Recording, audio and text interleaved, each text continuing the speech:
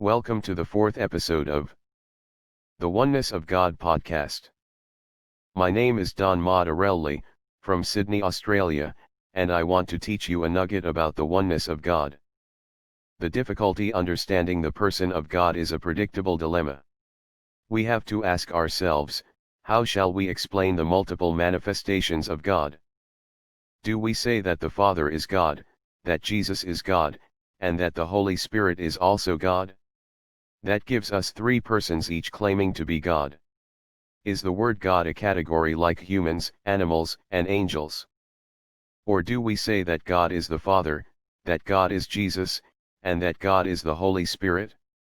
This indicates one God serving in three relational roles. Can one God do all three? If we treat the word God as a rank or category, could we create an internal family to somehow maintain monotheism? Can we read this post-Nicene interpretation into the Old Testament and find that it makes sense? Hear, O Israel, Yahweh our God is one Yahweh. If we treat the Father, Spirit, and Son as manifestations of God, can we read the Old Testament and find harmony? Did God reveal himself as a man to Abraham, as a burning bush to Moses? Did God speak through Mount Sinai amid thick clouds of smoke? We would think it ridiculous to imagine that God has always been a burning bush, and to think this burning bush was a member of the eternal Godhead. God revealed himself in diverse manners at various times, and now he has revealed himself to us through the Son, Jesus Christ. Everyone likes to use metaphors to explain God to others, even though we admit that metaphors are incomplete. Some say that H2O can take the form of ice, water, and steam, and that Bob can be a father, a son, and a husband.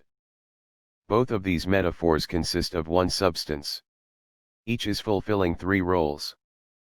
But if we say that the Father is God and the Son is God and the Holy Spirit is God, then they are no longer manifestations of God, but they need to be something else.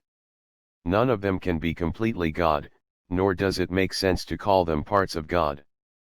I'm inclined to stick with three manifestations, because God was manifested in the flesh according to 1 Timothy 3:16.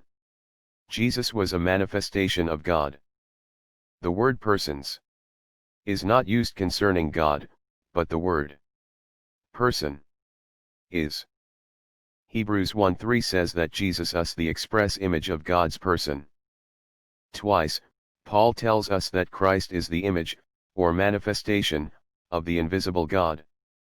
The Father, the Son, and the Holy Spirit are three somethings, but we just can't say persons. I'm going to stick with the word manifestations. I think the whole Bible would justify that.